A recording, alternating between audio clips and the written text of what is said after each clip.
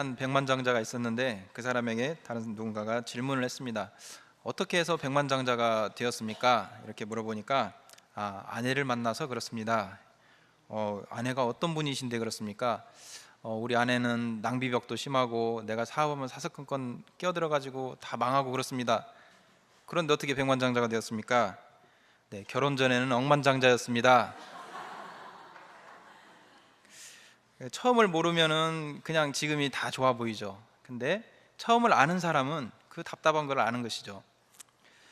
처음을 아는 본인만이 자기 상태를 가장 잘 알게 됩니다. 오늘 본문에 나오는 에베소 교회, 이 처음을 모르는 사람이 보면 참 잘하고 있는 괜찮은 교회의 모양만 보입니다. 어쩌면 지금의 그 모습만 잘 유지해도 괜찮은 교회다, 그렇게 볼 수가 있습니다. 그런데 그 처음 모습을 아시는 주님께서 보셨을 때는 안타까운 교회입니다. 그대로 두면은 이제 점점 나빠지게 되고 또 결국에는 교회의 뿌리까지 흔들릴 그런 위기에 처한 교회입니다. 그래서 예수님께서 이 좋은 모습을 가지고 있는 에베소 교회에 처음 사랑을 회복하라, 이렇게 책망을 하고 계십니다. 에베소 교회 성도들이 어떻게 해서 교회를 만들게 되었을까요? 처음에 그들이 예수님을 알게 된 것은 바로 사도 바울을 통해서 예수님을 만나게 되었습니다. 이 에베소라는 도시는 굉장히 상업이 번성해서 부유한 도시였습니다. 이 에베소에는 유명한 아데미 신전이 있었습니다. 아데미라는 신을 섬기는 신전인데 이 신전이 어마어마하게 화려하고 큰 그런 신전이었습니다. 그 중장비도 없던 그 옛날 2000년 전 그 시대에 높이가 20m가 넘는 그런 건축물을 지었고 길이도 100m가 넘는 엄청나게 큰 건물이었습니다. 한 사람이서는 둘레를 잴 수가 없는 아주 큰 대리석 기둥을 가지고 있는 그런 신전이었습니다. 그리고 당시에는 이 대리석 기둥에 금으로 또 칠해놓고 또 보석으로 장식한 아주 멋있고 그런 화려한 신전을 가진 도시였습니다. 여기에는 로마 황제를 위한 신전도 6개나 있었다고 합니다. 엄청나게 화려하고 그리고 번성한 도시였던 것을 알 수가 있습니다. 그런데 우상 숭배가 가득한 도시였습니다. 이 우상을 위한 신전이 이렇게 가득한 도시였기 때문에 그렇습니다. 근데 이곳에, 바로 이곳에 하나님의 은혜로 교회가 세워지게 된 것입니다. 하나님께서 그곳에 교회를 세우셨습니다. 사도 바울을 통해서 교회를 에베소에 세우셨습니다. 이 사도 바울은 에베소에서 3년간 머무르면서 복음을 전했습니다. 바울은 처음에 이 에베소에 갔을 때 유대인들이 모이는 회당에서 예수님에 대해서 전했습니다. 그런데 유대인들이 점점 반대하게 되고 방해하게 되었습니다. 그래서 바울은 장소를 두란노 서원이라는 곳으로 옮겨서 그곳에서 매일같이 나가서 2년간 복음을 전합니다. 사도행전 19장 10절에서는 이 바울의 사역에 대해서 이렇게 말씀하고 있습니다. 2해 동안 이같이 하니 아시아에 사는 자는 유대인이나 헬라인이나 다 주의 말씀을 듣더라. 이 에베소에는 유대인과 헬라인들이 다 모이는 그런 장소였던 것입니다. 그곳에서 모든 사람에게 복음을 전했습니다. 만약에 바울이 유대인이 모이는 회당에서만 복음을 전했다면 헬라인들은 복음을 들을 기회가 별로 없었을 것입니다. 그렇지만 두란노 서원으로 인도하신 그 하나님의 인도하심 따라서 그곳에서 모든 사람들에게 복음을 전하는 그런 일을 할 수가 있었습니다. 이렇게 2년 동안이나 매일같이 나가서 복음을 전해서 그곳에서 복음의 열매가 맺히기 시작했습니다. 수많은 환자들도 또 낫게 되고 귀신 들린 자들도 또 귀신이 떠나가는 역사도 있었습니다. 이곳에는 또 마술을 좋아하는 사람들이 많았고 마술을 행하는 사람들이 많았는데 이 사람들이 우리는 더 이상 마술하지 않겠다, 그리고 가지고 있는 마술책을 모아서 불태우는 그런 일까지 있었습니다. 그 마술책의 그 비용이 은 5만에 해당한다는, 당시로서는 굉장히 큰 금액에 해당한다고 합니다. 이렇게 주님의 역사를 체험하고 목격하고 들은 사람들이 모여서 이제 이 사람들이 교회를 이루고 점점 더 부흥해 간 것이 바로 에베소 교회의 모습입니다. 에베소 교회의 처음 모습은 바로 이렇게 뜨거운 처음 사랑을 가지고 시작하였습니다. 우상을 섬기던 사람들이 그것을 버리고 마술에 의지하던 사람들이 삶을 완전히 예수 그리스도로 바꿔버렸습니다. 삶의 기반을 바꾸고 자기의 신념과 믿음을 완전히 바꾸어서 이제는 예수만을 믿고 살기로 바꾼 것입니다. 이렇게 바꾸면 평탄하고 평안한 삶이 이어지는 것이 아니라 오히려 많은 어려움이 찾아옵니다. 이 에베소에는 아데미 신을 섬기는 그 우상을 만드는 그런 사람들이 있었습니다. 이 사람들이 자기들의 장사가 점점 예수 믿는 사람들로 인해서 아데미 신을 섬기는 사람들이 줄어드니까 그것에 대해서 항의하는 많은 사람들이 모여서 시위하고 집회를 하면서 반대하고 또 그리스도인들을 핍박하기도 하였습니다. 그럼에도 불구하고 이 에베소 교회에 모인 성도들은 믿음을 저버리지 않고 자기들의 믿음을 굳건하게 하면서 그리고 점점 더 든든한 신앙이 가진 교회로 성장하게 되었던 것입니다. 이 에베소 교회는 그러한 어려움을 이기고 이 소아시아 지역에서 아주 중심적인 교회로 성장하였습니다. 그런데 이때로부터 30여 년이 지났습니다. 사도 바울은 순교하였고 사도 바울이 순교한 지 약 30여 년이 지나서 이제 사도 요한이 에베소 교회에 이 편지의 글을 보내고 있습니다. 이때는 도미티안 황제라는 로마의 황제가 기독교를 아주 심하게 핍박하던 때입니다. 에베소 교회도 역시 핍박을 당했지만 아직 교회는 살아남아 있었습니다.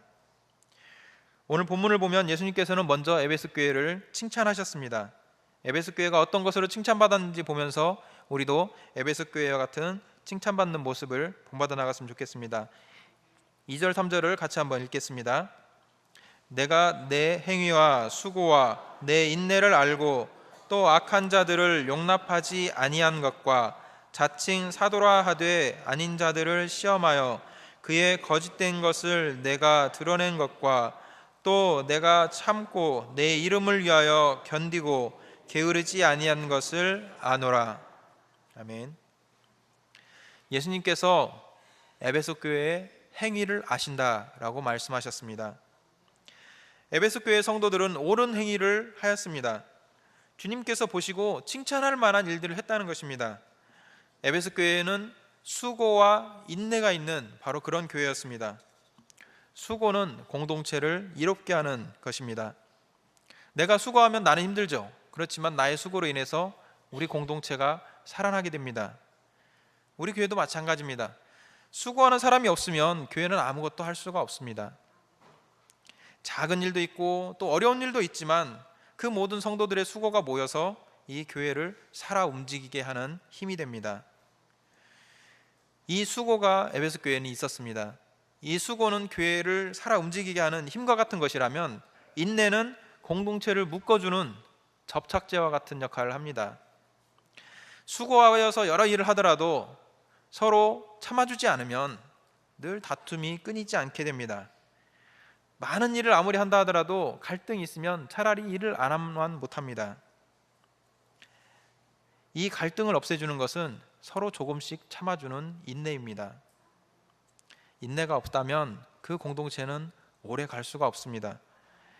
다들 자기 목소리만 내고 참는 사람이 없다면 금방 분열되고 맙니다. 이 에베소 교회는 바로 이 인내가 있어서 그 공동체가 계속해서 유지되었습니다. 외부에서 심한 핍박이 왔을 때 똘똘 뭉쳐서 그것을 참아내는 인내가 있었고 또 그 안에서 서로를 또 참아주는 그런 인내도 있었습니다. 우리는 때로 외부에서 오는 공격은 잘 막아내고 외부에서 오는 고난은 잘 견뎌내고 참아줍니다. 그런데 어떨 때로는 바로 옆에 있는 내가 늘 만나는 그 사람의 작은 실수는 참아주지 못하고 그 사람의 작은 허물은 넘겨주지 못할 때가 많습니다. 이것을 잘 참아내고 이겨낸다면 바로 우리 공동체 내부에 평안이 생기게 됩니다. 요즘같이 날씨가 참 더울 때는 서로에게 또 더 짜증도 쉽게 내고 또 잘 지치기도 합니다. 이럴 때 서로에게 조금 더 인내심을 보여준다면 그러면 우리 가장 가까운 사람들과 더 평화롭고 좋은 관계를 이어갈 수가 있습니다. 매일 만나는 사람 그리고 함께 사는 가족에게 조금만 더 참아준다면 그 공동체, 그 가족은 평안한 삶을 유지할 수가 있습니다. 매주 교회에서 만나는 우리들도 서로에게 조금씩 참아주고 인내심을 발휘한다면 우리 교회도 에베소 교회처럼 인내를 가진 교회, 그리고 평안한 공동체로 든든히 서갈 것입니다.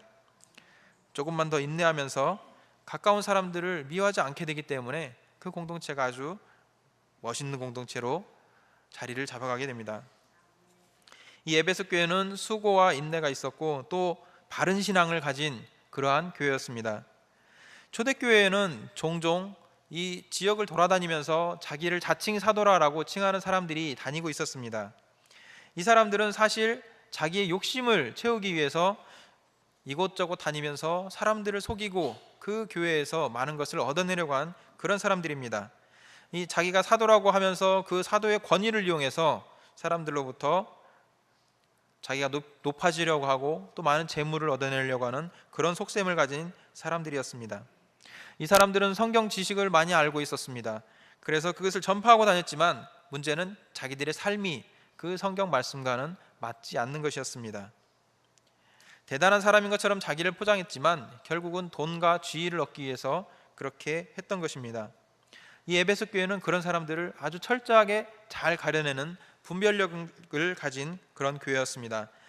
이런 분별력의 근원은 바로 바른 신앙이 있었기 때문에 가능한 것이었습니다. 이 에베소 교회는 이 거짓된 사람들을 잘 걸러내는 그런 건강한 신앙을 가진 그러한 교회였습니다.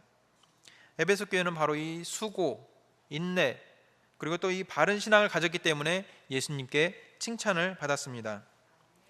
에베소 교회의 수고와 인내, 바른 신앙이 바로 처음 사랑의 그 씨앗이 꽃이 피어서 이런 것들이 맺히게 된 것입니다.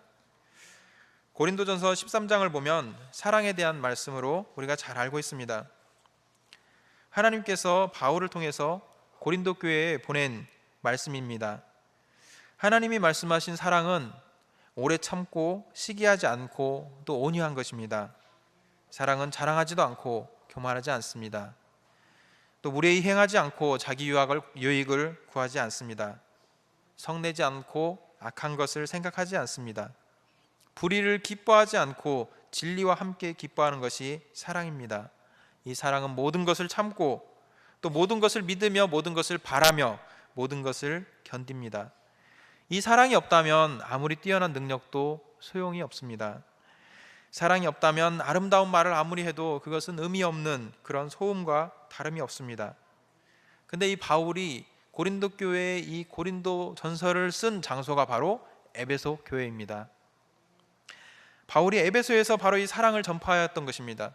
바울이 이 말을 고린도 교회에만 보낸 것이 아니라 바로 이 에베소 지역에서는 직접 말로 사랑을 전파하고 또 직접 자기가 몸으로써 실천하면서 사랑을 전파하였기에 이 에베소 교회가 사랑으로 든든히 자리를 잡아갔던 것입니다. 사도행전 20장 31절 보면 바울은 3년이나 밤낮 쉬지 않고 눈물로 각 사람을 훈계했다고 에베소 교회의 장로들에게 말하고 있습니다. 바울은 3년 동안 에베소에서 사역하면서 밤낮 쉬지 않고 눈물로 각 사람을 위해서 기도하고 그들에게 가르쳤다는 것입니다. 이러한 사랑의 가르침을 받았기 때문에 이 에베소 교회에서 바로 이런 멋진 모습, 주님께 칭찬받는 모습이 나올 수 있었습니다. 에베소 교회는 바로 이런 사랑을, 처음 사랑, 이것을 가지고 있던 그런 교회입니다. 우리의 처음 모습을 떠올려 보시기 바랍니다. 내가 처음 예수님 만나던 때 예수님을 생각만 해도 눈물이 나고 예수님을 생각만 해도 감사가 나오고 교회에 오는 것이 기다려지고 예배 시간이 참으로 기다려지고 또 성경을 보면 감격했던 그런 때가 있지 않으셨습니까? 이 예수님에 대한 처음 사랑이 있으면 바로 그렇게 됩니다. 이 사랑 잘 간직하시는 성도 되시기 바랍니다. 그런데 이 에베소 교회에 한 가지 중대한 문제가 생기고 말았습니다. 4절을 같이 읽겠습니다. 그러나 너를 책망할 것이 있나니 너의 처음 사랑을 버렸느니라. 그들에게 있어서 가장 중요한 것은 바로 이 처음 사랑인데 그것을 버렸습니다. 이 버렸다는 말을 원뜻으로 자세히 살펴보면 포기했다라는 뜻입니다. 더 이상 사랑하는 것을 포기했습니다. 더 이상 성도들 사랑하는 것을 포기하고 더 이상 주님만을 사랑하는 것을 포기하고 점점 자기의 사랑이 식어가는 것도 모르고 사랑을 포기하고 그저 형식적인 수고와 인내의 모양은 남아있지만 사랑이 식어가고 있었다는 것입니다. 처음과 같은 사랑은 없어지고 점점 껍데기뿐인 그러한 교회가 되어가고 있었습니다. 그래서 예수님께서는 처음 사랑을 회복하라고 말씀하십니다. 5절 한번 같이 읽겠습니다. 그러므로 어디서 떨어졌는지를 생각하고 회개하여 처음 행위를 가지라. 만일 그리하지 아니하고 회개하지 아니하면 내가 내게 가서 내 촛대를 그 자리에서 옮기리라. 아멘. 예수님께서는 이 처음 사랑을 회복하기 위해서 세 가지를 명령하셨습니다. 어디서 사랑이 떨어졌는지를 생각하라는 것입니다. 언제부터 사랑이 식어졌는지를 고민하라는 것입니다. 그래야 원인을 또 알아낼 수가 있고 고칠 수가 있습니다. 교회 생활에 많이 익숙해져서 이제 아는 것도 많아지고 그간에 해온 일도 많아서 많이 쌓아놓은 업적은 있지만 그 마음은 어떻습니까?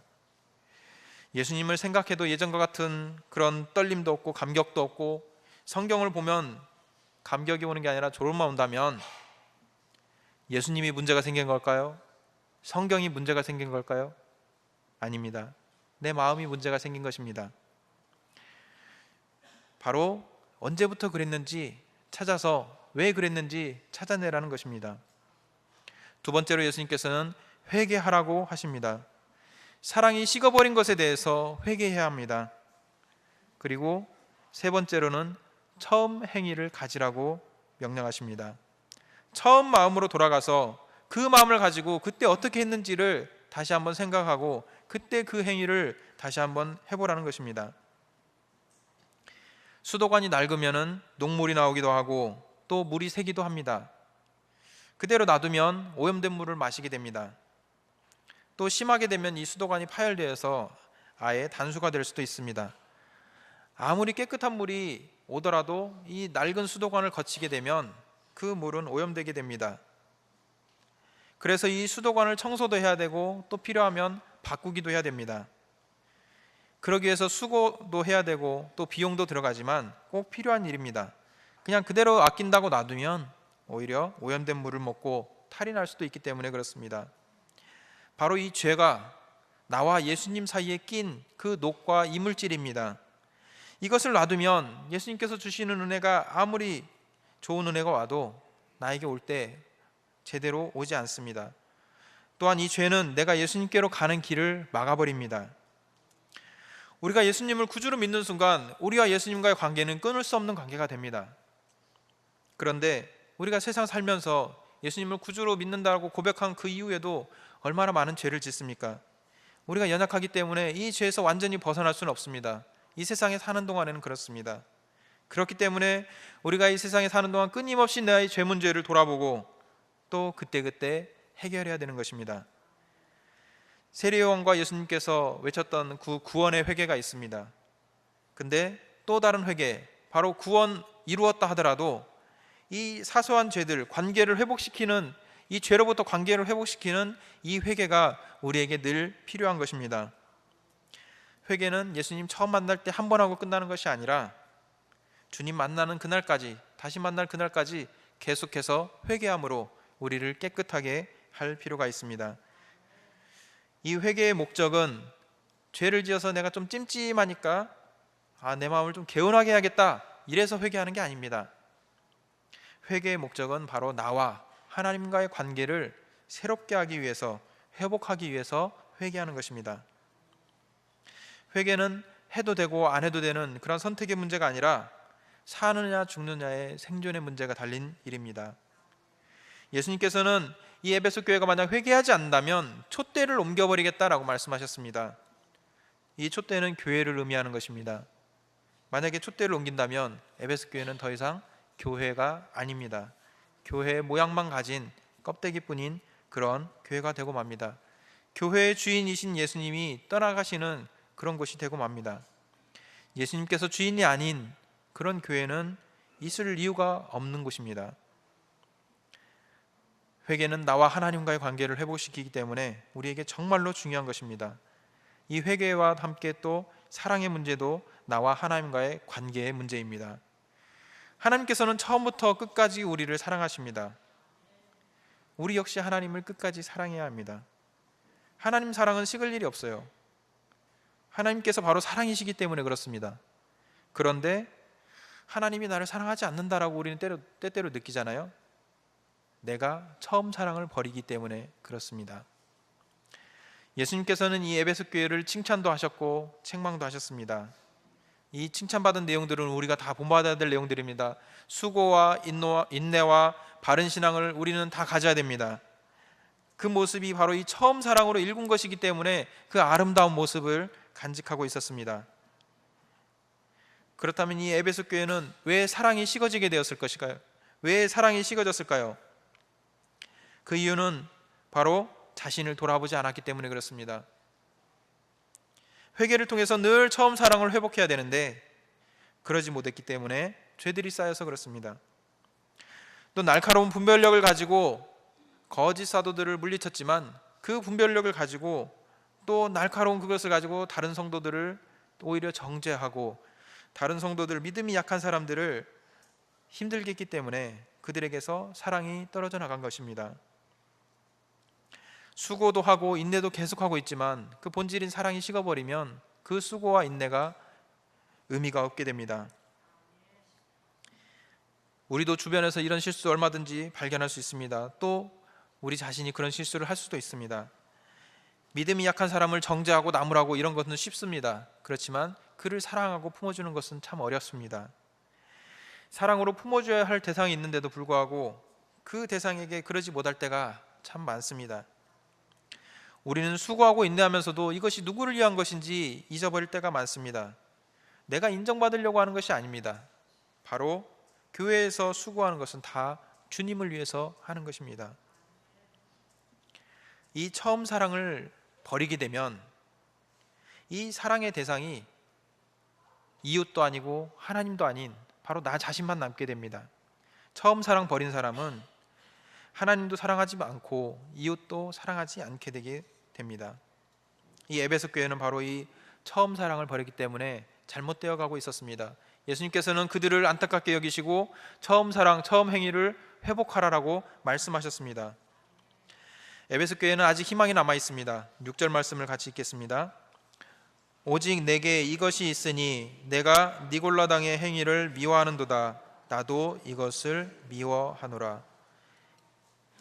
이 니골라당은 우상 숭배와 음행으로 이스라엘 백성을 타락시킨 그 발람과 같은 그런 일을 하는 사람들이 바로 니골라당이었습니다. 이 에베소는 원래 우상이 아주 만연했던 곳입니다. 우상 숭배가 아주 심했던 곳입니다. 그런데 이 사람들이 그곳으로 돌아가기가 참 쉽습니다. 환경적인 요인이 그렇습니다. 이 니골라당 같은 사람들이 와서 마음대로 해도 된다, 한번 예수 믿으면 마음대로 살아도 된다, 이렇게 거짓 교훈을 가르치고 또 이 사람들에게 우상 숭배와 또 예수님 섬기는 것을 겸해서 하도록 그렇게 유혹하는 바람에 이 니골라당에 넘어간 사람들이 많이 있었습니다. 그런데 에베소 교회는 바로 이들을 물리쳤던 것입니다. 다른 지역에서는 니골라당에 넘어간 곳도 아예 있었습니다.